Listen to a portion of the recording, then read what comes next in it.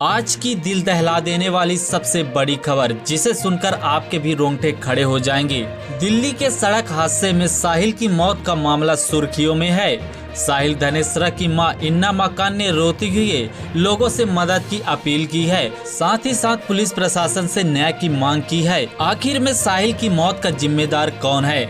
Scorpio चला रहा नाबालिग, रेल बनाने का चलन, गाड़ियों की तेज रफ्तार और ओवरटेक की कोशिश, या कुछ और? 3 फरवरी को दिल्ली के द्वारका में स्कॉर्पियो की टक्कर में हुई साहिल की मौत की घटना बीते कुछ समय से सुर्खियों में है। साहिल की मां इन्ना मकान ने रोते हुए लोगों से मदद की अपील की। वीडियो वायरल होने पर इस दर्दनाक हादसे से जुड़े एक पहलू सामने आ रहे हैं। अब इस हादसे का दूसरा पक्ष सामने आया है। दरअसल आरोपी के पिता ने एनडीटीवी से बात की।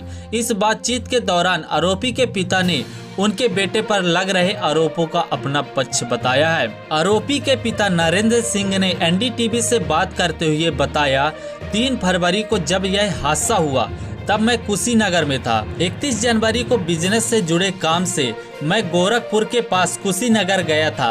3 फरवरी को भी मैं कुशीनगर में ही था।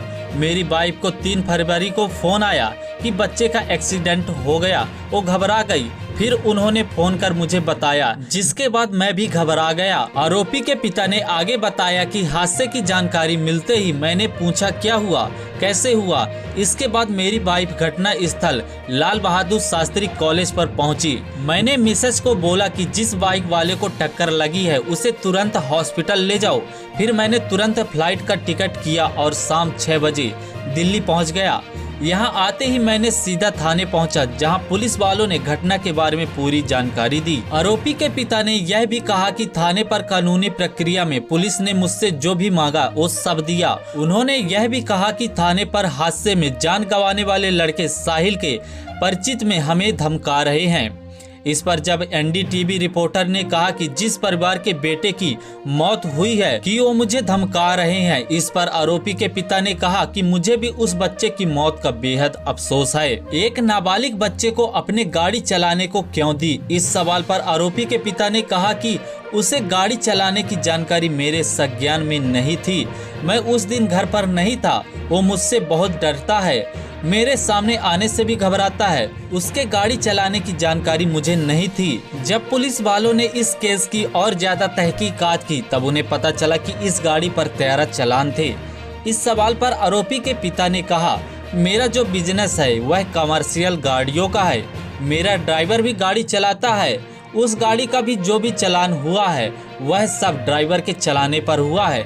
बच्चे के चलाने पर कोई चालान नहीं हुआ है। ऐसा तो नहीं हुआ है कि पहली बार गाड़ी लेकर निकला हो, वह पहले भी गाड़ी चला चुका है। इस सवाल पर आरोपी के पिता ने कहा, मेरे सामने ऐसा कभी नहीं हुआ। जब आरोपी के पिता से पूछा गया कि बाल सुधार गृह से बाहर आने के बाद बच्चे ने कुछ बात की आपसे, इस पर उन्होंने कहा कि इस घटना के बाद मेरा बच्चा, पूरा परिवार डिस्टर्ब है, उस सदमे में है, मेरे सामने नहीं आ रहा। एफआईआर में 19 साल की उम्र की बात पर आरोपी के पिता ने कहा कि बच्चे के हेल्थी शरीर देखने से वहां मौजूद के लोगों की भीड़ से, शोर शराबों से ऐसा हुआ होगा।